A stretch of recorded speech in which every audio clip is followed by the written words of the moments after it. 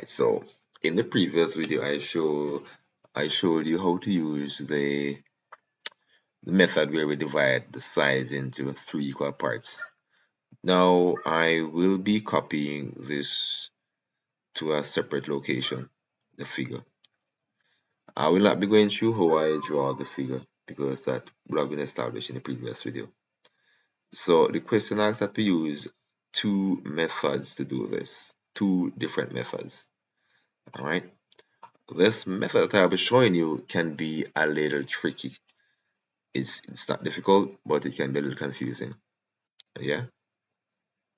This method is where now we draw two diagonal. We draw first diagonal, then graphically divide. So we're basically breaking down the figure into two triangles, and we're finding the center for that graphically for both triangles. Then we draw in the centers, and then we draw a second diagonal line. Break down that into two triangles again, find the centroid, then join both centers. And after joining both centers, where both where the lines intersect is our centroid. Right? Might sound like a lot, so let me get into it. So first I'll be copying this figure. CO enter. Start here. And I'll be going across here. Alright, let me go across here.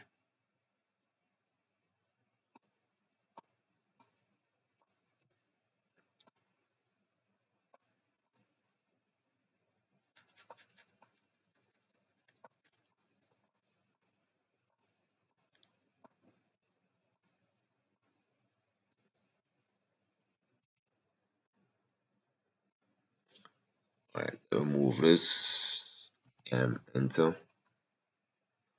This is right here. So my first step is going to be to break this down into two triangles. Yeah. So I'll join my first line. And I'll be using this. So this is my first diagonal. So here we have one triangle, second triangle here. Yeah. Now I'm gonna be using line. Alright, line. So I'm gonna change this now to my construction layer.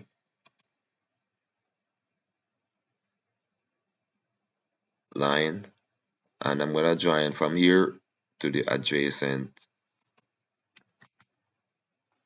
center space bar. So in this method I find the draw line from the center, from the midpoint between one side to the adjacent angle. So this is one centroid being formed here. And I'll be going up to the other triangle, which is right here.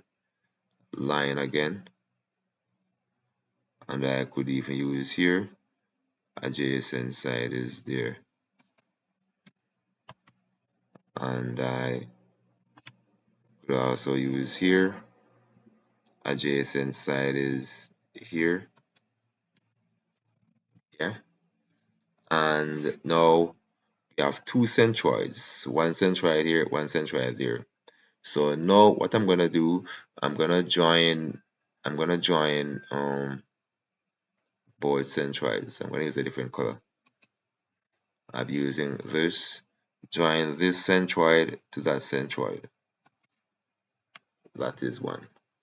Now I'm gonna turn off these layers so as to prevent any confusion, right? So I'm gonna turn off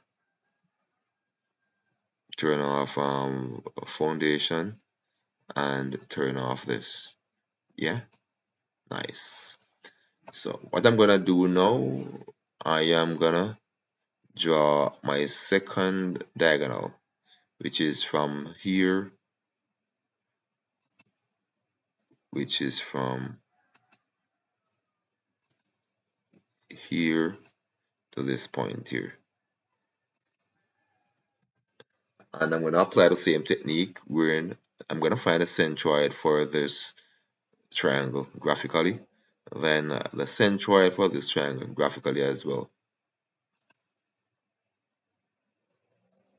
Click from here to the, and I need a different construction layer. I typically use more than one construction layer, and it's a reason for that. From the center of this up to here, space bar, center of this to here, center of this up to there. Yeah, so now I have two centroids. My next step is to join both centroids, that to that. Yeah, and the centroid is now formed at the point where both of these meet. Yeah, so let me see if the centroid is located at the same distance. So I click here to here. See, 22, similar to what we had. And then from here to here, 21. Okay, and I'm gonna draw a circle around this just to ensure that we establish our centroid. So see there, using this method, it is 22, 21, and this is the other method, and it's the same thing, 22, 21. It means that they're correct. Now I could go ahead and turn on all these construction layers, yeah, and you'll see why, and this is the reason why I turn off those layers, and why it is of great importance that you draw on separate layers. See, all these lines would have confused you if you try to draw everything at once. So remember, it is highly recommended that you have like at least two construction layers, and you utilize those lines. So the centroid is located at this point. Now I'm going to use a third method. So I'm gonna move this figure again to a separate location, and I'll be trying a third method.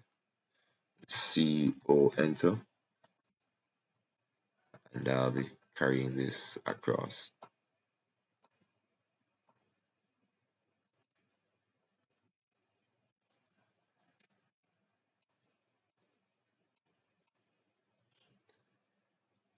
Should I continue with this one? I think this method might be a little long, but alright, let me continue. I probably should have merged those two methods together. Well, for this one, I will be drawing a vertical line here. Yeah, and I will be finding its diagonal, which is from here to there, and from here to there, and I will find the center for this part, for this side to this,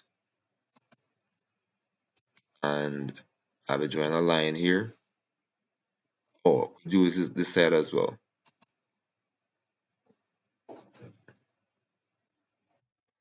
So here we have the centroid for this, right? Now I'm gonna join both centers. So I'm gonna join here to there. Now you need to establish, you need to know the area of this, the area. So label this, so this would be classified as A. Uh,